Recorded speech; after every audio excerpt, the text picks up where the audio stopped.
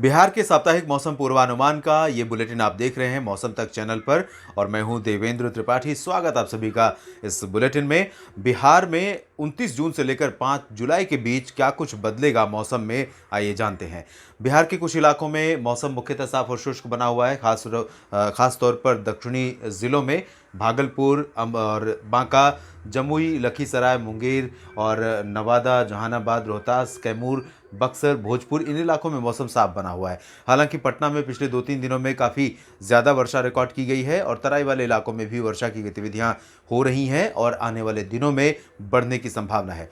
बिहार के ऊपर बंगाल की खाड़ी से बहुत व्यापक मात्रा में आर्द्र पूर्वी हवाएं चलेंगी और इन पूर्वी हवाओं के प्रभाव से बिहार पर आज से बारिश की इंटेंसिटी तराई वाले ज़िलों में बढ़ने वाली है और शुरुआत होगी किशनगंज, अररिया, सुपौल, मधेपुरा और पूर्णिया, कटिहार से और धीरे धीरे बारिश का जो दायरा है, बारिश की जो इंटेंसिटी है वो और बढ़ेगी। यानी कि 30 जून को बारिश का प्रभाव हमें बिहार के और अधिक इलाकों तक दिखाई देगा।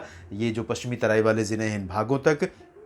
उसके बाद 1 जुलाई से लेकर 5 जुलाई के बीच में अनुमान यह है कि संपूर्ण बिहार में वर्षा दर्ज की जाएगी और इस दौरान सहरसा, खगड़िया, बेगूसराय, समस्तीपुर, दरभंगा, वैशाली, सारण, सिवान, मुजफ्फरपुर और सीतामढ़ी, पूर्वी तथा पश्चिमी चंपारण, गोपालगंज, मधुबनी, सुपौल, इन सभी ज़िलों में काफ़ी व्यापक वर्षा हो सकती है और यही वो समय होगा जब नेपाल में भी मूसलाधार वर्षा होगी। पूर्वी उत्तर प्रदेश के क्षेत्रों में भी भारी बारिश कई जगहों पर होगी। तो इस दौरान जो बारिश होगी उसका प्रभाव नदियों में बढ़ते जलस्तर के रूप में बिहार के लोगों को दिखाई देगा।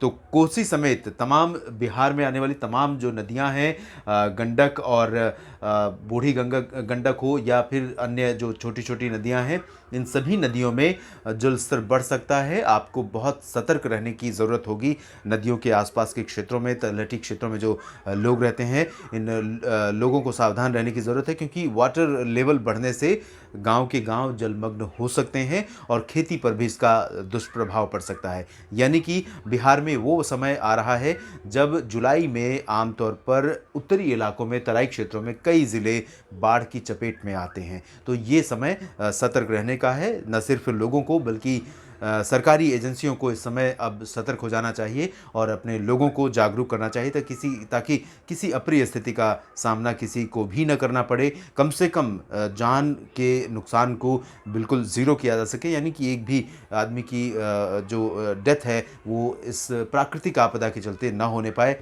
ये सुनिश्चित करने के लिए प्रयास सभी को मिलकर करना चाहिए।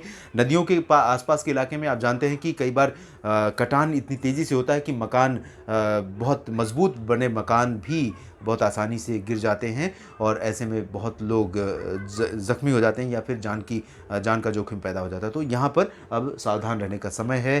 काफ़ी व्यापक मानसून का प्रदर्शन इस सप्ताह बिहार में देखने को मिलेगा। साप्ताहिक मौसम पूर्वानुमान के इस बुलेटिन में अभी इतना ही। आप बने रहिएगा मौसम तक चैनल के साथ। धन्यवाद।